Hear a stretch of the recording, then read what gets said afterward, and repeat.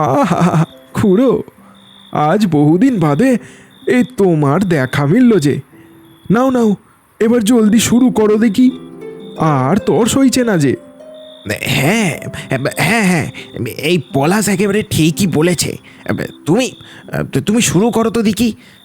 আজ আজ আমি আমার তরফ থেকে এই তোমাদের সকলকে এই গরম গরম মালাই চা খাওয়াবো। এই এই এই রতনদা, দাও দেখি কটা চা। গপ্প শোনা শেষ হলে তুমি বরং আমার থেকে হিসাবটা বুঝে নিও। ফটিকের এক কথায় রতন তার মাথা নাড়ল। গোপাল খুড়ো একটু নড়ে চড়ে বসল, তারপর কি যেন ভেবে নিয়ে বলল, বড্ড ভালো লাগে তোদের দেখে, জানিস তো বাবারা। তোরা এত ভালোবাসিস আমাকে, হে এটাই আমার জীবনের বড় পাওনা যে। খুড়োর কথা শুনে রতন বলল, আরে খুড়ো, তুমি কি যে বলো না, তুমি হলে কি আমাদের ভগবান। সারা জীবন তুমি তো এই গ্রামবাসীদের সেবা করেই কাটিয়ে দিলে গো। আজ পর্যন্ত না জানি কত জনের জীবন রক্ষা করেছো তুমি, তারা সকলেই তোমার কাছে ঋণী হয়ে থেকে যাবে। তাই তো ছোট থেকে বুড়ো সবারই চোখের তারা তুমি।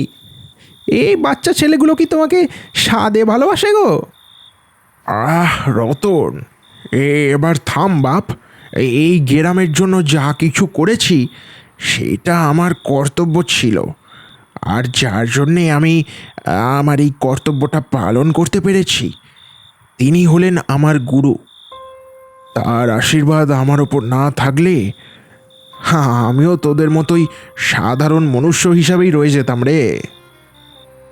সবাই এবার একটু যেন গম্ভীর হয়ে পড়ল। এই দেখে গোপাল খুড়ো আবারও একটু নড়ে চড়ে বসে এবার বলতে শুরু করলো, যাকগে বাপেরা, তোরা শোন তবে। এ কথা আজ থেকে প্রায় 50 বছর আগের। তখন আমার বয়স এই 14 কি 15 হবে। গুরুর কাছে তখন সবে মাত্র আমি আমার জ্ঞান লাভ করা শুরু করেছিলাম। গায়ে প্রায় বেশিরভাগ বাড়িঘরে তখনও বাতি আর হ্যারিকেনই জ্বলত। সকাল থেকে বেলা পর্যন্ত আমি আমার গুরুর কাছেই থাকতাম। তারপর দুপুরবেলার ভোজ সেরে সোজা চলে যেতুম মাঠে। সেখানে আমরা কজন বন্ধুরা মিলে খেলাধুলো করতুম। অঘ্রাণের হাওয়া তখন সবেমাত্র বইতে শুরু করেছে। হঠাৎ বেনুদা এসে আমাকে বললে, ওই ময়রা বাড়ির ফন্টুর অবস্থা ভালো নয়। আজ 3 দিন হলো তার জ্বর কমার নামই নিচ্ছে না। তাই ওই কর্তামশাই তোকে ডাকতে পাঠালেন আর কি। এখন এখন আমার সাথে একবার চল দেখি। কথাটা শুনে আমি একটু থতমত খেয়ে গেলাম। তারপর যথারীতি বেনুদার সাথে আমার ঝোলাখানা নিয়ে চললাম ময়রা বাড়ির দিকে। গিয়ে দেখি কর্তামশাই গম্ভীর হয়ে বসে আছেন বাড়ির উঠোনে রাখা ওই খাটিয়ার উপর। আমাকে দেখেই উঠে দাঁড়িয়ে বললেন, গোপাল বাবা এসেছিস? একবার একবার দেখ তো বাবা, তোর তোর ফন্টুদার কি যেন হয়েছে। আজ প্রায় 3 দিন হয়ে গেল ছেলেটা বিছানা ছেড়ে উঠতেই পারছে না, জল পর্যন্ত খেতে পারছে না ছেলেটা। ফন্টুদা অসুস্থ তা না হয় বুঝলাম, কিন্তু আপনারা হঠাৎ কবিরাজ মশাইকে না ডেকে আমাকে ডাকলেন যে বড়? আমি এ বিদ্যায় এখনও তো তেমন পাকাপোক্ত হইনি। আর তাছাড়া এ কাজ কবিরাজ মশাইয়ের, এতে আমি কিভাবে? গোপাল বাপ, আমি সব চেষ্টাই করেছি। গত 3 দিন ধরে অনেক চেষ্টা করেও কোনো কবিরাজকে আমার ভিটে ডেকে আনতে পারিনি। এ গেরাম ও গেরাম ঘুরে অনেককেই হাতে পায়ে ধরেছি। সবাই শুধু বলে আজ যাব কাল যাব, কিন্তু জানি না কেন কেউ এসে হাজির হয় না দিনের শেষে আমি কোনো উপায় না পেয়ে তোকে ডাকতে বাধ্য হলাম। তুই ছাড়া জ্ঞানী গুণী আর যে কেউ নেই আমাদের এই গ্রামে। সবই তো ওই হাবা গোবা মানুষ। গোপাল বাপ, জানিস তো, আমার না কেমন যেন মনে হচ্ছে কেউ ইচ্ছা করে আমাদের আমাদের ছেলেটার ওপর গুনতুক করেছে। সব শুনে আমিও বড় কঠিন পরিস্থিতিতে পড়লাম। কি করব কিছুই বুঝতে পারলাম না। শেষ উপায় আমার ওই ঝোলাখানা। আমি কর্তার কাছ থেকে একটু সময় চেয়ে নিলাম। ঠিক আছে, আপনি আমাকে একটু সময় দিন, আমি দেখছি কি করা যায়। ঠিক আছে বাবা, দেখ তবে। আমি আমার ঝোলা থেকে একটা লাল রঙের বই বের করলাম। গুরু আমাকে ও বইটা উপহারে দিয়েছিলেন। ও বইয়ের বড়ই গুণ আছে বলতে হয়। সব বিপদের সমাধান ওই বইয়ের মধ্যে লেখা। আমি বইটা হাতে নিয়ে ফন্টুদার সামনে বসে ধুনি জেলে আমার মনের সব জোর এক করে চোখ বুঝলাম। তারপর মন্তর পড়া শুরু করলাম। অনেক চেষ্টার পর বেশ ভালো করে বুঝলাম আসল ব্যাপারটা। চোখ খুলে হাঁপাতে হাঁপাতে বললাম, কর্তামশাই, ফন্টুদাকে কেউ কিছু করেছে বলে তো মনে হয় না, বরং ফন্টুদা কোনো মরণ রোগে আক্রান্ত হয়েছে। একমাত্র কবিরাজ মশাই ছাড়া আর যে কেউ ঠিক করতে পারবে না। বলিস কি রে, এ তো বড়ই চিন্তার বিষয়। এবার এবার কি করা যায় বল দেখি। এখনও তো বিকেল হতে সময় বাকি।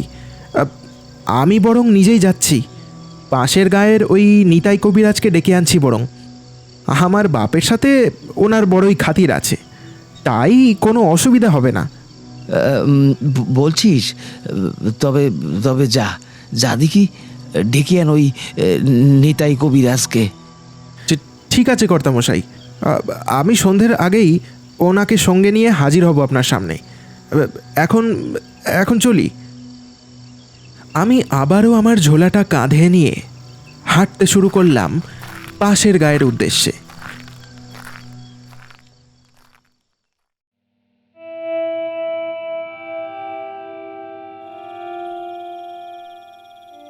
সূর্য তখন অস্ত যাচ্ছে ধীর গতিতে। আমি কবিরাজ মশাইকে সঙ্গে করে হেঁটে ফিরছিলাম আমাদের গ্রামে। হঠাৎ একটা লোক দৌড়ে এসে সোজা কবিরাজ মশাইয়ের পায়ে গিয়ে শুয়ে পড়ল।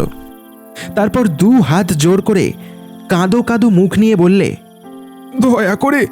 দয়া করে একবারখানি আমার সঙ্গে চলুন কবিরাজ মশাই।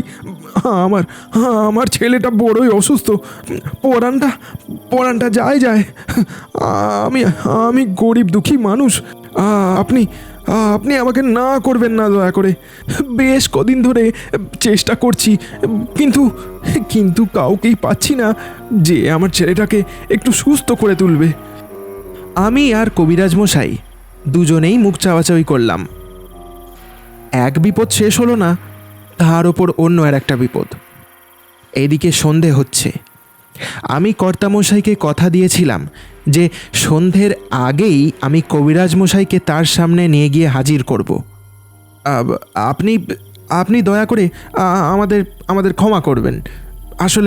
আসলে কর্তামশাইকে আমি কথা দিয়ে এসেছি যে সন্ধ্যের আগেই কবিরাজ মশাইকে নিয়ে গিয়ে ওনার সামনে হাজির করব, তাই আর কি।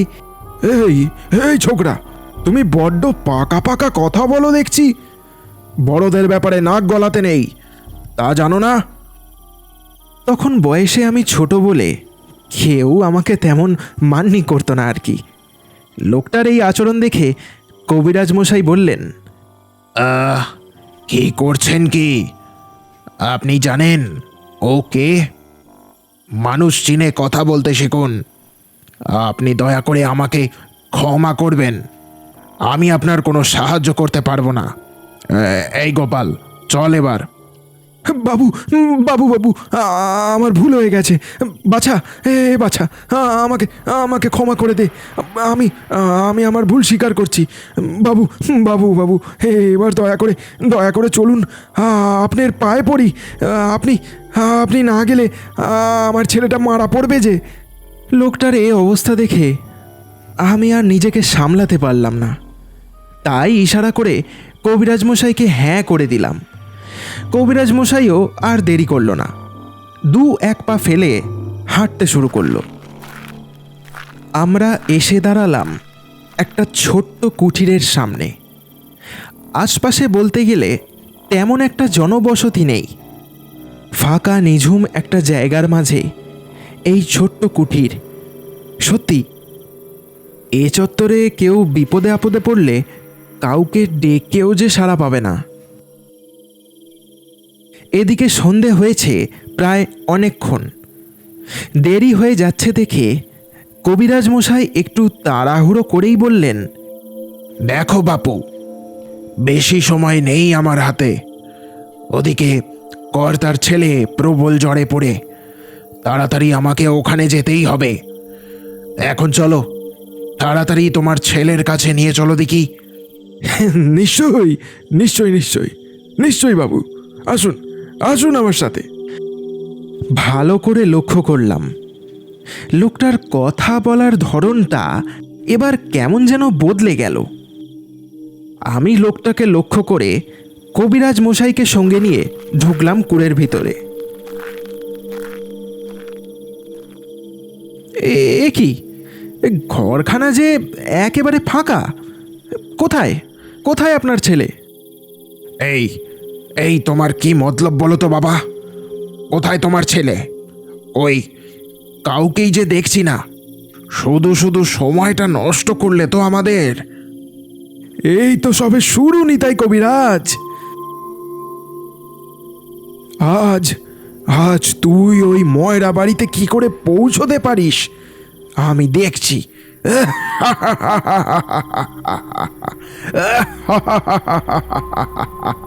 ওই ওই দেখ দেখ, তোর আগে যতজন এই গ্রামে চিকিৎসা করতে এসেছিল তাদের হাতগুলো কেটে আমি ওখানে কেমন সাজিয়ে রেখেছি, দেখ না দেখ। ওই ওই হাত দিয়ে ওরা রুগী দেখতো, তাই তাই তাই তাই তাই আমি ওদের হাতগুলোই কেটে নিজের কাছে রেখে দিয়েছি।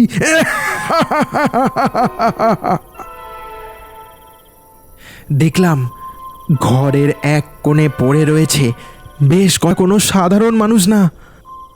তারপরেই যা দেখলাম তাতে আমার এই ভাবনা যেন কাঁটায় কাঁটায় মিলে গেল। তবে তবে ওদের ঘাড় মোটকে রক্ত চুষে খেয়ে বড়ই শান্তি পেয়েছি আমি।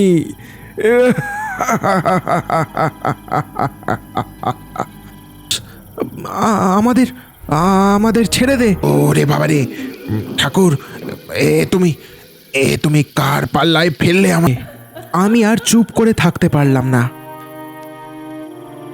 তোর সাথে যা হয়েছে তার জন্যে কোনো মানুষ দায়ী নয়, সব কিছু অজান্তে ঘটেছে।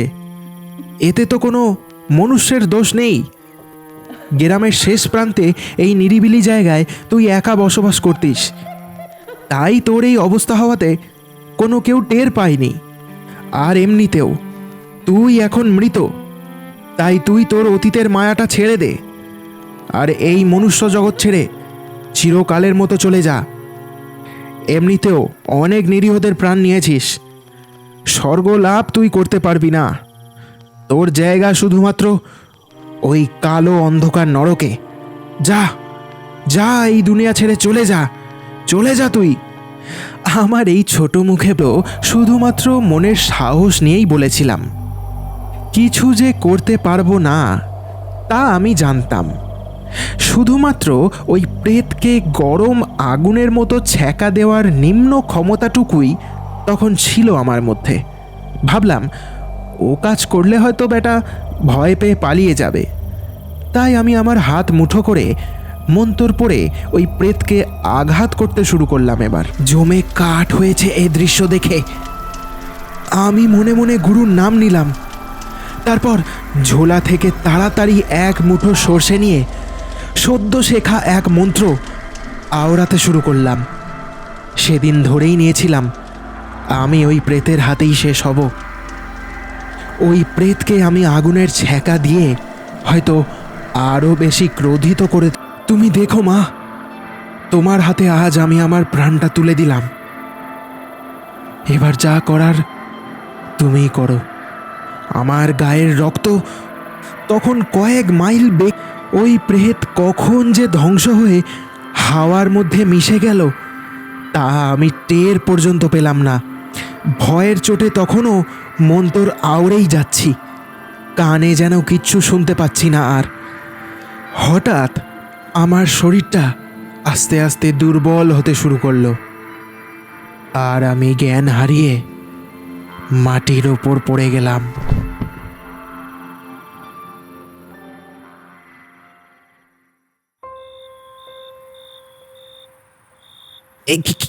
কি বলছো গো খুড়ো? সে কি?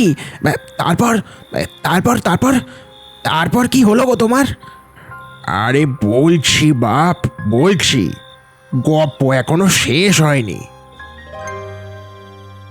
চোখ খুলে দেখি আমার দিকে কর্তা আর কবিরাজ মশাই ছলো ছলো চোখে চেয়ে দাঁড়িয়ে। আমি শুয়েছিলাম উঠোনে রাখা ওই খাটিয়াটার ওপর। কর্তামশাই, কর্তামশাই, আমাকে আমাকে কে নিয়ে এলো এখানে? আর আর ওই প্রেত? হঠাৎ দেখলাম কর্তামশাই কেঁদে কুকিয়ে উঠলেন একেবারে। তারপর আমাকে বললেন, গোপাল, বাপরে, তুই তুই না থাকলে যে কি হতো কে জানে। তুই তুই শুধু আমাদের ছেলেটাকে বিপদের হাত থেকে বাঁচাসনি বাপ, তুই তুই কবিরাজ মশাইকেও রক্ষা করেছিস, আর তার সাথে এই গ্রামকেও বিপদের হাত থেকে মুক্তি দিয়েছিস বাপ। কবিরাজ মশাই তোকে অচেতন অবস্থায় তুলে এনেছিলেন, সবই শুনেছি ওনার মুখ থেকে। এবার এবার বুঝতে পারছি আমি ডাক পাঠানোর পরেও কোনো ডাক্তার বা বদ্যি এসে পৌঁছচ্ছিল না কেন। হয়তো হয়তো সবাই একে একে মারা গিয়েছিল ওই ওই প্রেতের হাতে। বাবা, তোর এই উপকার কোনো দিনও আমরা ভুলব না।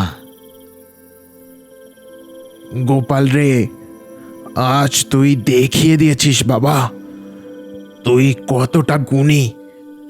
তোর কাণ্ড দেখে তো আমি আমার মুখের কথাটাই হারিয়ে ফেলেছিলাম তখন। এই এই এত কম বয়সে এত বড় কাজ ভাবাই ভাবাই যায় না। না না কবিরাজ মশাই, এ চমৎকারের পিছনের আসল কারণ হলেন আমার গুরু। উনি আমাকে শিক্ষা না দিলে হয়তো আজ আমি আপনাকে বাঁচাতেই পারতাম না। যাকগে সেসব কথা, আমি ওই প্রেতের হাত থেকে আপনাকে রক্ষা করতে পেরেছি, এতেই আমি খুব খুশি। তবে তবে তবে ফন্টুদার কি অবস্থা এখন? দাদা দাদা কি এখন ঠিক আছেন? তুই চিন্তা করিস নে রে বাপ, তোর ফন্টুদা এখন বিপদমুক্ত। নিজের খেয়াল রাখিস বাবা। তোকে তোকে তখন ওভাবে জ্ঞান হারাতে দেখে আমার বড় চিন্তা হচ্ছিল। ভাবলাম না জানি কি হলো আবার তোর। এত ছোট ছেলে, তার উপর আবার এই সাংঘাতিক কাজ। ভয় পেয়েছিলাম বড়ই। যখন ফন্টুকে দেখে ঘর থেকে বেরোলাম তখন দেখি তুই নড়াচড়া শুরু করেছিস। তাই দেখেই তো আমি আর কর্তামশাই তোর কাছে দৌড়ে এসে দাঁড়ালাম। আমি কেন তখন জ্ঞান হারিয়েছিলাম তা আমি ভালো করেই জানতাম।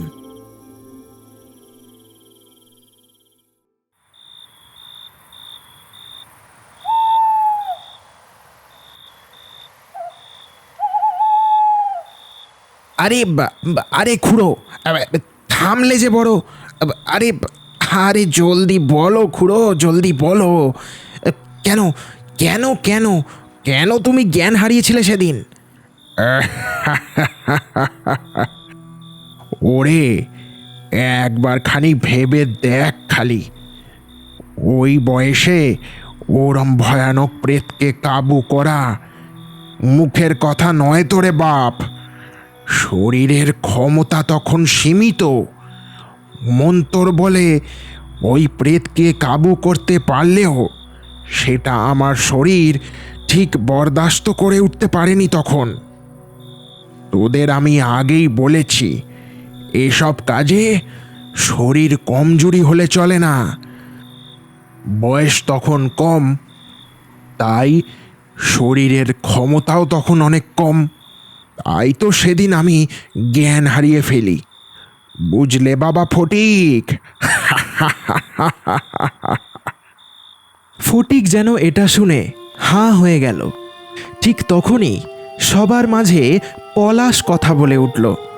ও খুড়ো, তুমি যাই বলো, তোমার জীবনের ঘটনায় রোমাঞ্চ আর রহস্য থাকবেই থাকবে। এই শুধু এই বেটা ফটিকটাই একটা হাত আরাম, বেটা কিচ্ছু বোঝে না। ও আচ্ছা, তাই নাকি রে? তুই যে দেখছি একেবারে বিদ্যাসাগর হয়ে গেছিস। এই এই থাম তো, গল্প শুনলেই খালি তোর প্রশ্ন জেগে ওঠে মনের মধ্যে। হ্যাঁ, একদম বাজে কথা বলবি না পলাশ। খুড়ো, খুড়ো, খুড়ো, দেখছো দেখছো তুমি? খুড়ো তাদের এই ছেলে মানুষই দেখে মনে মনে হাসতে থাকে। তবে সত্যি আজ এই শীতের সন্ধ্যায় খুড়োর আড্ডাটা বেশ জমে উঠেছিল। আবারও একটা সন্ধে খুড়োর কাছে গল্প শুনে কেটে গেল সবার। না জানি আরও কত রহস্যে ঘেরা ঘটনা ঘটেছে খুড়োর জীবনে। দূরের ওই দিগন্তে ঘন কুয়াশা জমাট বেঁধেছে। হঠাৎ একটা ঠান্ডা বাতাস যেন হু হু করে বয়ে গেল সবার সামনে দিয়ে। আশপাশের গাছের আড়াল থেকে তেনারাও যেন এতক্ষণ ধরে খুড়োর গল্প শুনছিল। ঝোড়ো হাওয়াটা বোধহয় ওদেরই চলে যাওয়ার সংকেত ছিল।